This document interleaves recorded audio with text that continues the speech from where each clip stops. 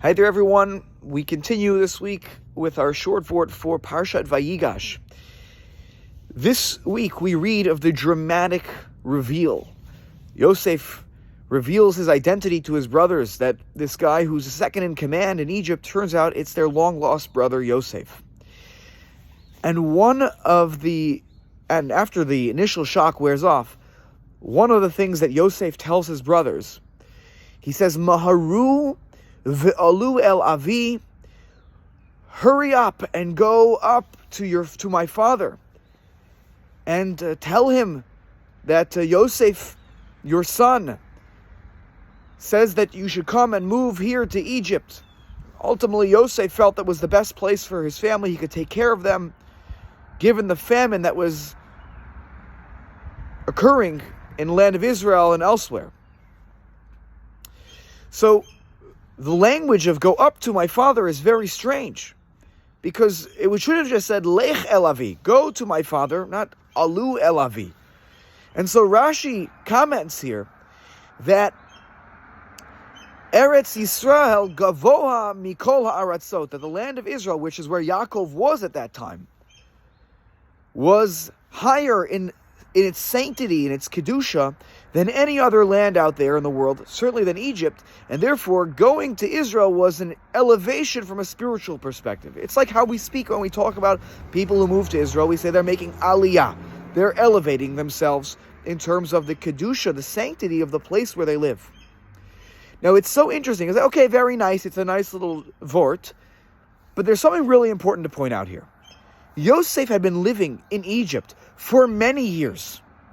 For many years, you could even claim he was as assimilated in some ways as you could imagine by the fact that he was the second in command. He was maybe sticking to his identity as, as someone who was a person from Eretz Yisrael. He was not a native Egyptian. But at the end of the day, there is an important piece here that Yosef, even though he is he wouldn't live in Israel ever again in his life. He would go visit one more time.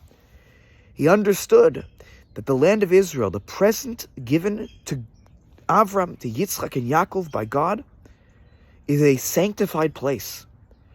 And even though he is now the second in command in Egypt, he still can acknowledge, even in his language, the way he speaks about the land of Israel, is that it is a land above all others. Because God gave it to the Jewish people, God gave it to Avram, Yitzchak, and Yaakov, and that in and of itself, that fact that God gave a gift to his father, his grandfather, and his great-grandfather, that makes it unique and special, and holier than any other place in the world. And as Jews who live in Chutz La'aretz, it's important that we understand exactly what Yosef did, who was someone who lived much of his life in Chutz La'aretz. The land of Israel, this place that was given to the Jewish people as a gift by God, is gavoa mikol ha'aratzot, is elevated above other lands, other places in this world in terms of its sanctity and kedusha. And when we understand that, we understand why it is so important that we stand shoulder to shoulder with our brothers and sisters in Israel who are living in that land, that we can make a difference the way Yosef did in helping people who were in Israel. And we can learn from that example and understand that that sanctity means something to all of us too, who have made Chutz La'aretz our home for now. And so I hope that we take this lesson and look at Yosef's life as an inspiration for all of us, for all those of us who are living here in Chutz La'aretz. Have a wonderful Shabbat. See you in Shul.